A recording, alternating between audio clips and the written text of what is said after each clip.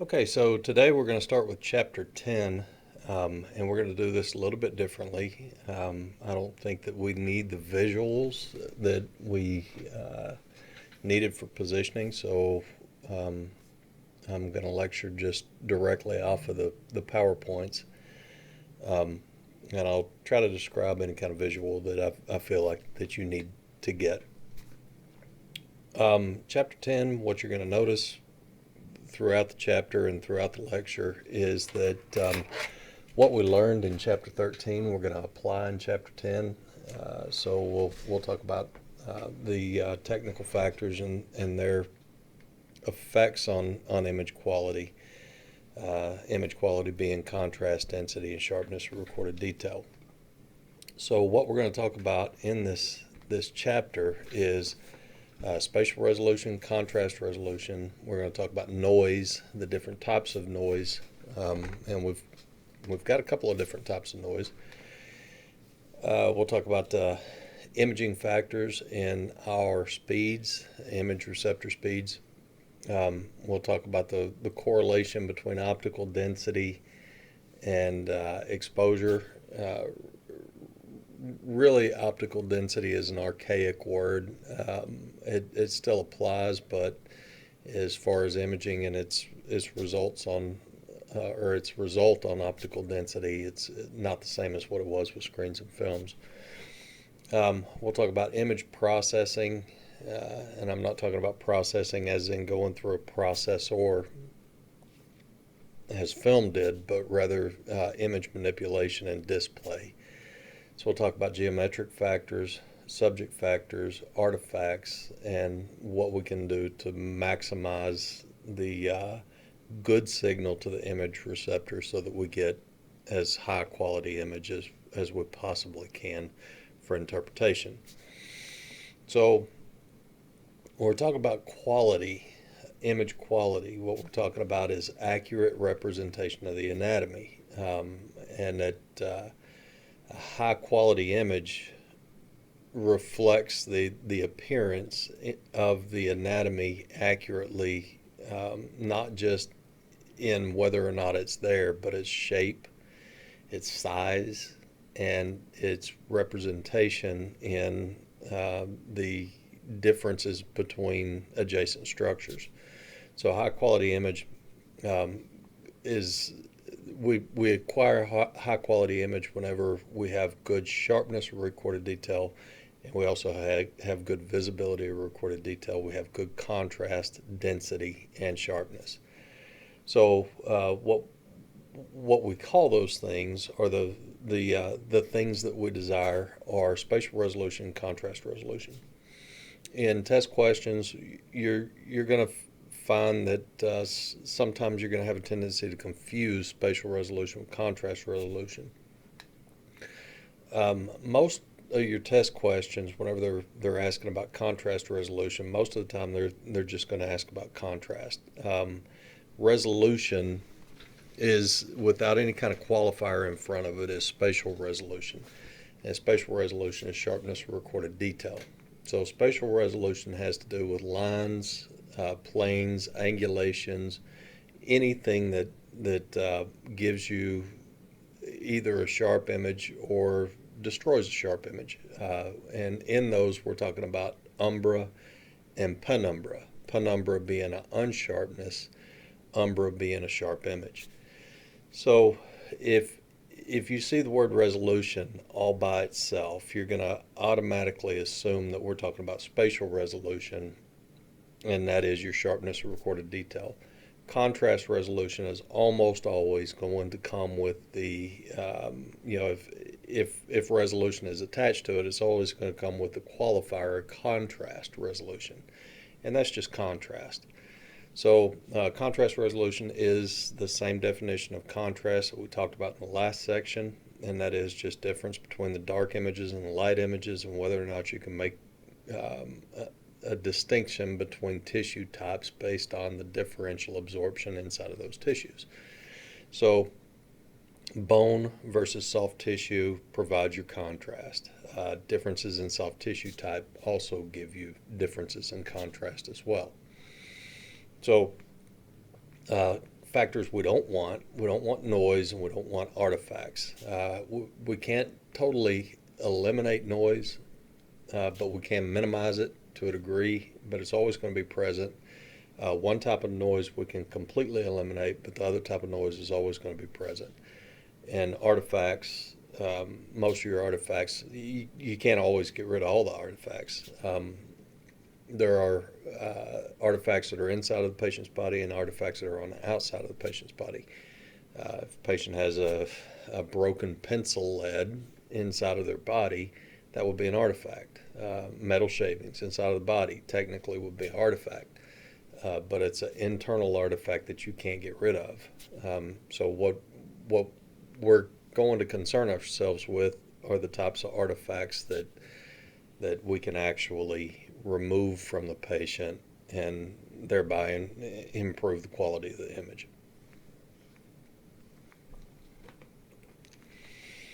So basic terms, you got contrast. In contrast, we've got two different types of contrast, so look for that in your test questions.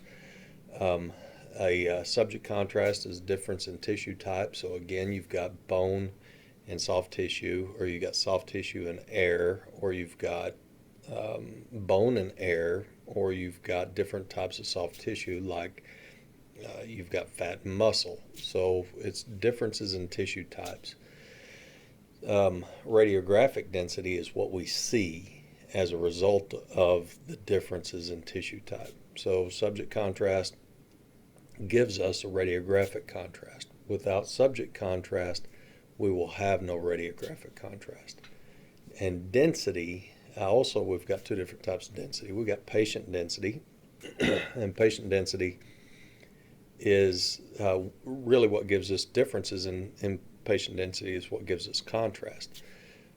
So the patient density is determined by the Zepf number and compactness of the tissue. And it's not just enough to say the Zepf number, even though that's a big part of it, but also the compactness of the tissue as well. So what I mean by that is if you have a patient with osteoporosis, well, they've got bone, but it's not very compact bone. So you compare that with a patient who's got osteopetrosis, and a patient with osteopetrosis also has bone, but they've got a whole lot more of it, and it's a whole lot more compact. So the Zepf number is higher, or they're both bone, so the Zepf number is the same, but the differential absorption is going to be much higher. The absorption inside of the tissue that is healthier and more compact is going to be much higher. So when comparing different tissue types, the differences in the densities of those tissues give us our contrast, as opposed to radiographic density is just the overall darkening or the overall blackening of the image. If you have an image that's so dark that you can't make any distinction between tissue types, then you've got an image that is very dense and you can't see anything. It's kind of like looking at the screen of your phone while your phone's in sleep mode. It's just a single density all the way across, and it's a very, very dense appearance. It's all black, so you can't make anything out. Nothing stands out. So there is no contrast because your density is too high all the way across the screen of your phone. So resolution, again, we got two different types of resolution. Spatial resolution is the ability to image detail between structures of high subject contrast. If you've got one tissue type, you're not going to have any spatial resolution. Everything's going to look the same. You don't have anything. So in order to visualize any kind of spatial resolution, you have to have contrast resolution, but you have to have different tissue types in order to have any kind of spatial resolution. So spatial resolution is your recorded detail, it's your sharpness your recorded detail, but what it involves is the line with which two anatomical tissues separate. All right. So in spatial resolution, if you can understand shadows and how visible light makes shadows, you can go a long ways to understand spatial resolution. If you're casting a shadow and it's a very sharp shadow where you can see let's say you put your hand over the top of your desk or the top of your book or whatever you're looking, whatever you're studying with. If you put your hand directly over the top of that and the light that's coming from the ceiling casts only a single shadow and you've got very sharp edges, then you've got high spatial resolution. It's a very sharp shadow. If, on the other hand, light's coming from multiple light bulbs, then in a lot of cases what you'll do is you'll cast more than one shadow, and they might overlap. But what you're looking at there is the difference between in the single light bulb umbra being sharpness of recorded detail, and penumbra if it's coming from multiple, the light's coming from multiple directions, casting multiple shadows, and you get kind of a double edge, then what you've got there is penumbra. It's most dramatic. Well, we'll get into that. Okay, so spatial resolution is the line in between tissue types. Contrast resolution is the ability to differentiate between structures of similar anatomical density, and that is subject contrast. So again, contrast resolution is difference. You can differentiate between tissue types because the tissue types are different, and the differential absorption inside of those tissue types provide that contrast. The spatial resolution is the line in between those two densities. So contrast resolution is synonymous with visibility or recorded detail, which is your VRD.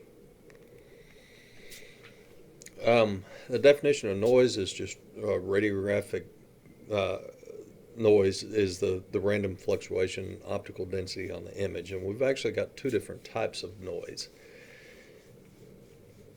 Fog is one type, and we've got a couple of different types of fog even.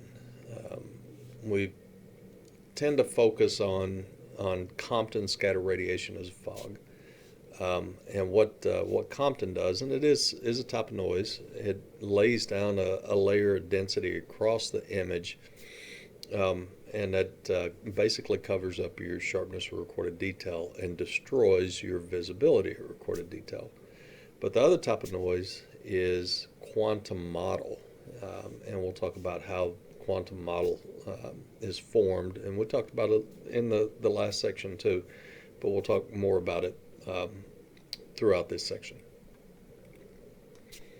So fog is always present. We cannot completely overcome fog.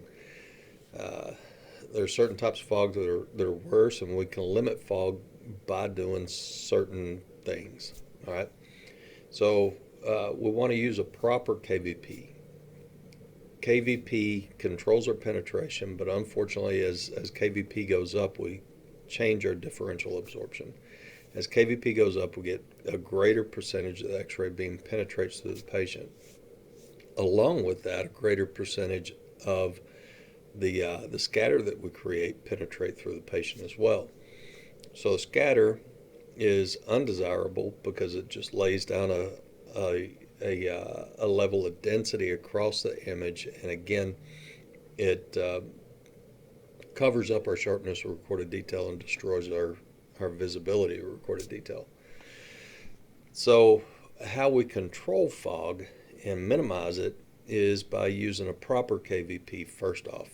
As KVP goes up, the amount of scatter reaching the image receptor increases as well, and that destroys our sharpness and our visibility. So KVP is good. We have to have KVP, but we come to a point of diminishing returns where we get enough KVP to penetrate through the patient and make a good image. But if we go above that amount of KVP, then we start to destroy our image. We start to worsen our image. So we need to use a proper KVP. We don't want to use the maximum KVP that we can use on every image that we create. That's number one. Um, the other ways that we deal with fog and scatter radiation in this case is we either deal with it before it's created or we deal with it after it's created. So with beam limitation, what we do is we limit the amount of tissue that we expose, and if we limit the amount of tissue that we expose, then we limit the number of scattered photons that we're going to create. That's number one. So if you increase collimation, increasing collimation means you make your field size smaller. Increased collimation reduces the amount of scatter you create, but you're still going to create scatter radiation. You can't help it. So what we're going to do post-patient is to introduce a grid. So with grid use, grid is not a filter. You'll run into test questions eventually that asks about, the filtration effect of a grid, and a grid is not a filter. A grid removes scatter radiation that are coming off at a steep angulation. Remember, we've got two different types of scatter. One is Thomson, which is classical scattering, and it fairly well Thomson photon fairly well parallels a transmitted X-ray, as opposed to a Compton is wide angle scatter, and a grid catches the Compton. Thomson may very well get through a grid. So what it does is it removes those scatter photons that are going off in a wide angle, and they can't make it through the grid. The grid is nothing but a device that has you've got radiolucent material, lead, separated by radiolucent material could be almost anything. It could be paper, it could be plastic, and then radiopaque material, which is lead. So the scatter photons hit the lead and they don't make it through the radiolucent material, as opposed to the transmitted X-rays. A large percentage of those make it through. So grid use cleans up scatter after the patient. Beam limitation clean up, or they prevent scatter from being created before it reaches the patient. They change how much scatter is going to be created inside of the patient. So there's a time and a place for high KVP. If we need to increase penetration because we're looking at very dense tissue types, then we're going to increase KVP. Those incidences would be things like pathology, where we've increased the density of a tissue so much that it's hard for a normal KVP to get through it. Osteopetrosis would be an example. We would just increase KVP in order to penetrate through it. But most commonly, contrast exams is where we're going to use high KVP. And that is because the barium is so hard to penetrate, it's so dense that it's tough to get through it. If you were to do a contrast study, a barium contrast study with normal KUB KVP, then your mass is going to be off the charts, and the patient dose is going to be very, very high. The other time that we want to use high KVP is if we want to, if we have a tissue type or an exam type where we've got really high patient contrast, and we need to bring the radiographic contrast down because the patient contrast is so high. Chest X-rays. Whenever we shoot a chest X-ray, we use 110 to 120 kVp so that we penetrate through the lungs. Our goal is almost over penetration of the lungs so that we can see the ribs, so that we can see the lung tissue behind the ribs. So there is time and a place for high KVP, but every exam is neither the time nor the place. Structure type we'll deal with in chapter 11, but quantum model is the other type of noise. So quantum model occurs whenever the image receptor didn't receive enough radiation, and we talked about this in the last section too. quantum model. The words, quantum means number, model means kind of a speckly appearance. So quantum model occurs whenever, for whatever reason, your mass was too low for the image receptor to get a good image. And a good way to kind of equate quantum model, you hear it and you see it fairly frequently. If if you're driving from Tyler to Dallas and your favorite radio station is in Tyler, once you get far enough away from Tyler, you'll start to get some static. Static is nothing more than quantum model in your radio. You're not receiving a strong enough signal to get a good sound out of your radio. If you're watching TV and the TV starts to get kind of pixely because you're losing reception for whatever reason, then what you're looking at is quantum model. As basically the same thing. You're not getting a strong enough signal to get a good picture. You're not getting a strong enough signal to get a good sound on your radio. That's quantum model. In digital imaging or X-ray imaging of any kind, how that appears is a very grainy looking appearance on the image. You don't really get pixely. You just get all these weird little specks. So it just kind of a spotty image, but they're little bitty spots. It just looks like a very, very grainy image. And then you can have electronic interference, and you see that sometimes in your computer. And since we're using computers in digital imaging, they're not immune to the same type of interference that you may have on your computer at home. Probably right now with everybody kind of quarantined, you're probably having some connectivity issues now and again. And it would be electronic interference. And again, we see that in our imaging system sometimes as well. Most of your hospitals are set up to where they minimize that, so it may be pretty rare that you'll see electronic interference, but it can happen. So again, quantum model, poor signal strength is caused by inadequate radiation striking the image receptor, typically because of too much or too little mass. How you get to too little mass depends on a lot of different issues.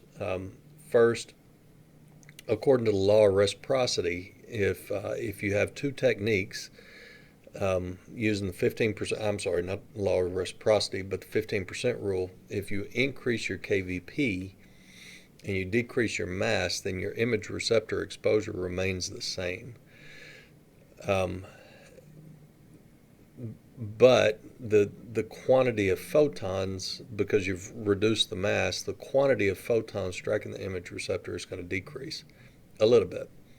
So if you increase your KVP enough and decrease your mass enough, then what's going to happen is you're going to starve the image receptor, and you're not going to have enough photons. Even though you've got plenty of penetration, you're not going to have enough. Just the quantity of photons is going to go down. Remembering that you've increased your KVP by only 15% and you cut your mass in half. And if you do that again, another 15% increase and cut your mass in half again, you're going to start to lose numbers. So that really becomes an issue whenever we get into thin anatomy.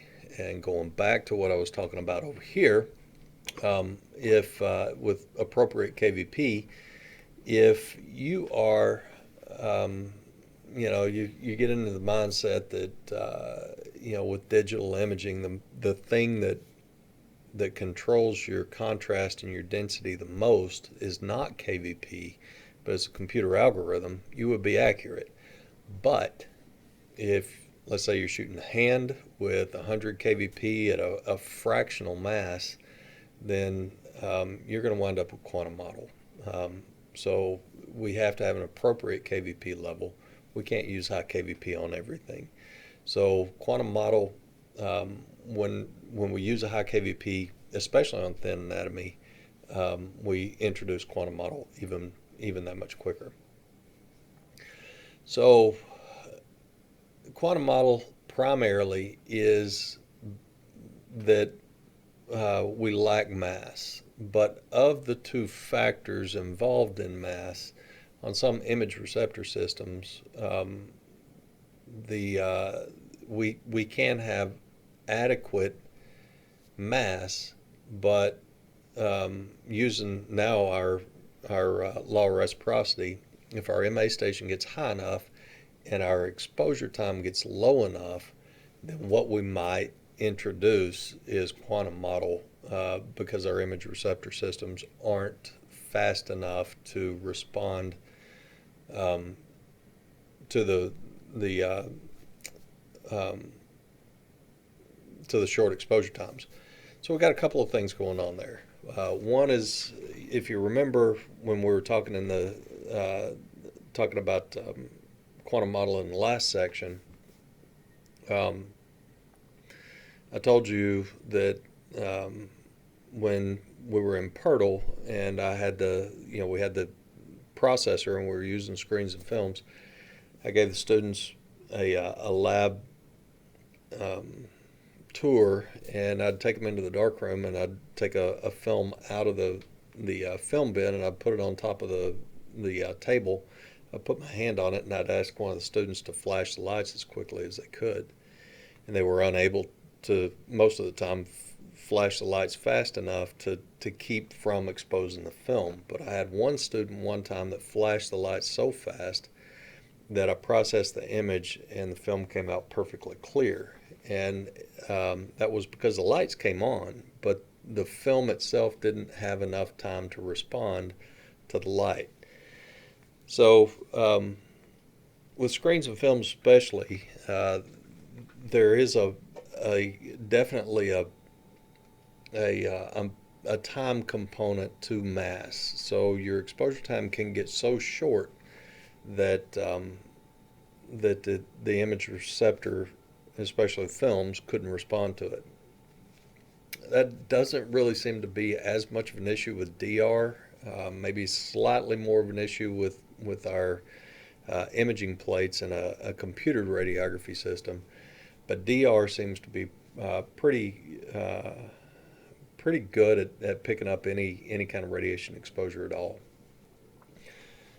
Um, but if we use very high speed image receptors, all right, so you're selecting between two image receptors. One is a high speed image receptor, one is a low speed image receptor.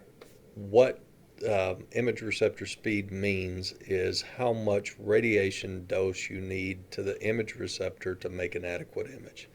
The higher the number, the faster the image receptor.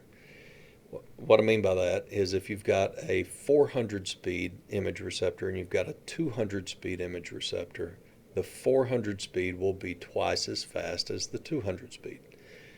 How that matters, or how that plays out, is that if you use the same technique on a 200 speed image receptor as what you use on a 400 speed, let's say you're shooting a hand and you shoot it at 55 kVp at 2.5 mass on a 200 speed image receptor, the amount of radiation that 200 speed image receptor needed to make that exposure, let's say, is that 55 at 2.5.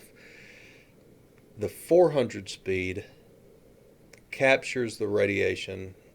It doesn't really capture the radiation any faster, but it processes it as if it caught more radiation than the 200 speed. So the 400 speed, if you shot with the same technique as what you did on the 200 speed, your dose to your image receptor would be exactly twice as much as what you needed. So on the 400 speed, what you would need is 55 kVp at one. I should have used something easier than this. 1 1.25 mass. So 55 at 1.25 mass. So what did I accomplish there? I cut the patient's radiation dose down, right? It went from 2.5 to 1.25 mass, but in doing so, I lost mass. Mass equals numbers, And if I lose enough mass, then I introduce quantum model. So another way that we get to quantum model is not just with too high KVP, and not with just too thin an exposure, and not with just too low a MA, or too high MA and too low a mass, but if we have image receptors that are so fast that it enables us to cut our radiation dose down so low, then we lose, as we adjust our technique, we lose dose. Dose equals mass, and we introduce quantum model. So fast image receptor speeds cut down on patient dose. That's great. But they introduce quantum model. Short exposure times, those are great for minimizing motion, but you may introduce quantum model. High KVP is great for reducing patient dose and cutting your exposure time down, because as KVP goes up, you can back down on mass. So it's great for reducing exposure time and reducing dose, but you may introduce quantum model. So, they don't come with without any kind of downside. So, reasonable techniques on everything. So quantum model, again, is speckly appearance on the image. It's caused by poor signal strength. It's caused by inadequate radiation striking the image receptor. That means too little a mass, and it can be high KVP exposures, could be short exposure times, it could be very fast image receptor speed. And we ran through the analogy of a noisy TV image. So how we limit quantum model is by using lower KVP. We don't want to bottom out our KVP, because then we have an issue with radiation dose, and also if we minimize our KVP, we may not penetrate through the patient. So lower KVP, higher mass values. We don't always want to use a high mass value, because if we use a high mass value, everything reverses. We get a higher patient dose, we get longer exposure time, and we want to use reasonable speed image receptors. If we're shooting, hands on very high speed image receptors, we're going to introduce a problem of quantum model. Now, how all this plays out in a digital world is, again, I'll refer you back to the last section where we were talking about the H&D curve. If you could get into your computer and evaluate the different histograms, the different lookup tables inside of the computer for different exam types, what you would see is different H&D curves. The H&D curve is that S-shaped curve that you see on page 169 in your textbook. And I'd refer you to figure 10-10 and 10-11. In the H&D curve, the diagnostic useful information is what we call the straight line portion. So the portions of the H&D curve, all the way at the top we have the shoulder, all the way at the bottom we have the toe portion, and then in the middle we've got what we call the useful densities.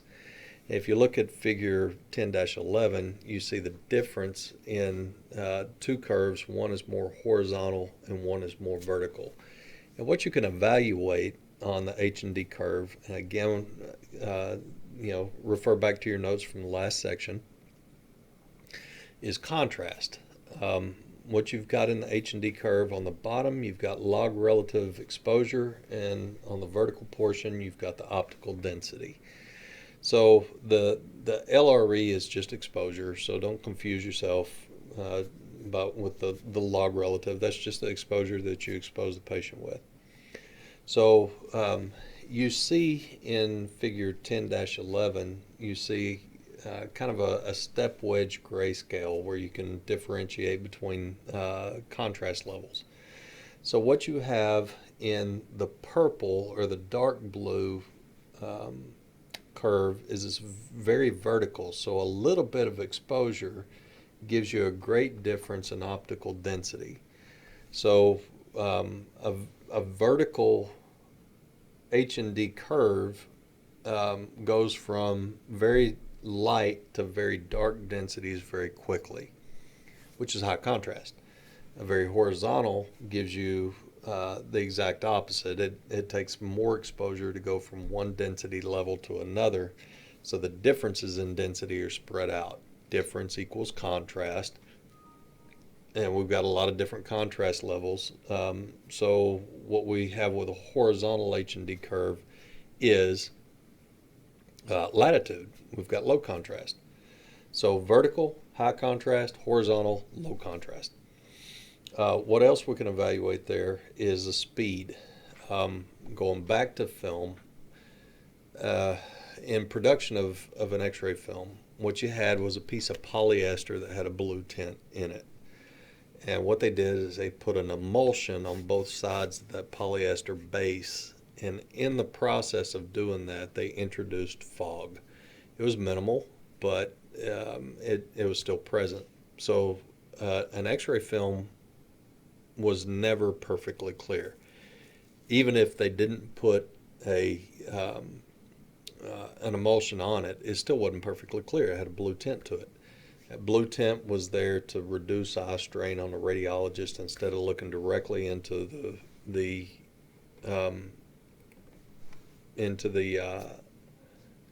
light box, he was looking into basically sunglasses.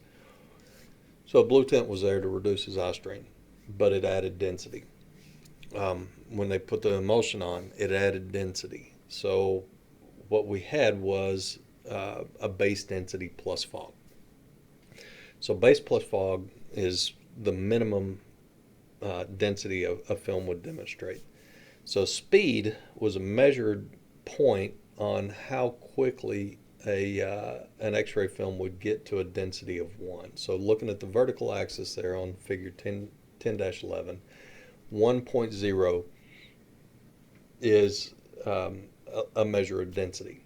So our speed point was at whatever density got, when we're comparing two different films or two different imaging systems, the speed point was whatever got to 1.0 plus base plus fog the fastest.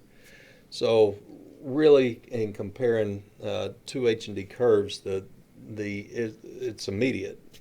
You could evaluate contrast, but you could also evaluate speed. Whichever curve is closest to the vertical axis at 1.0 plus base plus fog is the fastest of the image receptors.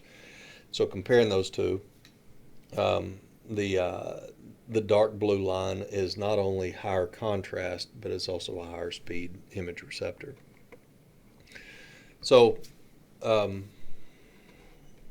let's see. So rules for minimizing quantum model. We just talked about the speed. Speed is a measure of response to image receptor. So speed, we want as high a speed as we can get without introducing quantum model. So we want slower image receptor speeds that would require more mass, but we don't want slow image receptor speeds, if that kind of makes sense. So we want as fast as we can get, but not exceeding the point that we would introduce quantum model. So slower image receptor speeds are less likely to introduce quantum model. So they're low noise, high spatial resolution.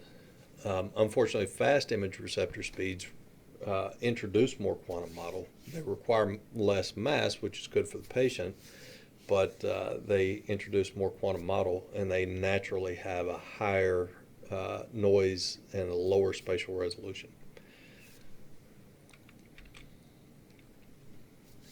So in our technique, to minimize quantum model, for our technique, what we want is enough KVP to penetrate. We don't want our KVP so low that we're going to increase significantly patient dose to a point where it becomes dangerous for the patient.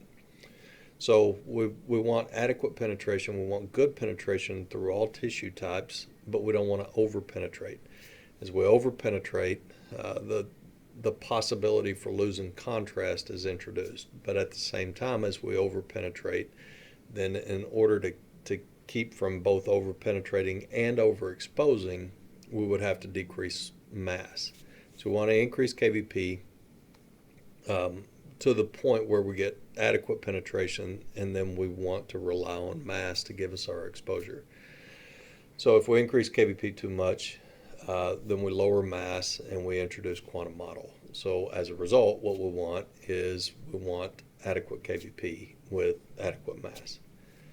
So with mass, again, we want it adequate considering our KVP. Whenever we're phototiming, what adjusts our mass is our phototimers.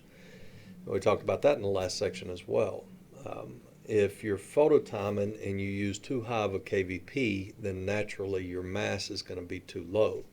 Remember, your phototimer is just a photon counter.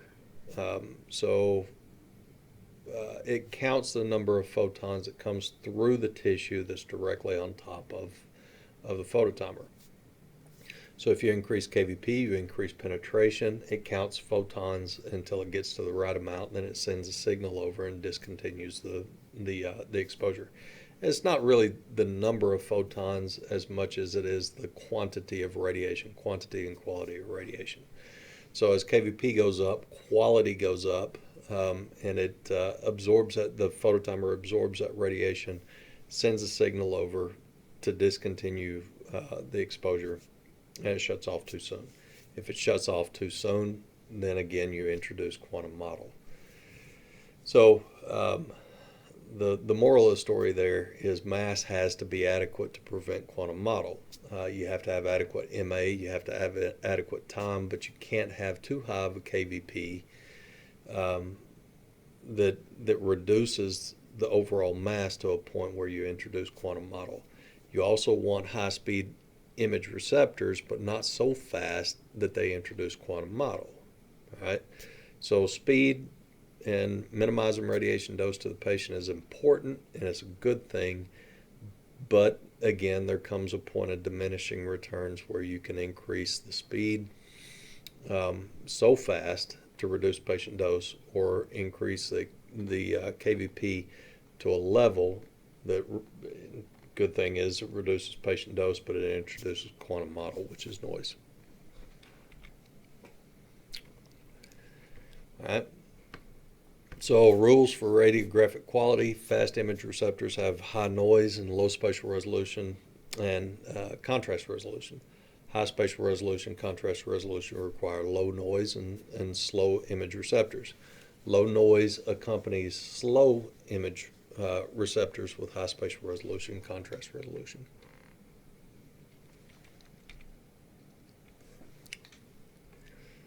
So we're going to talk just a little bit about a historical perspective.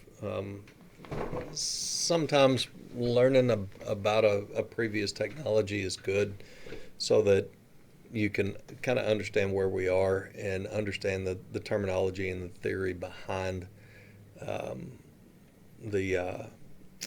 what we teach.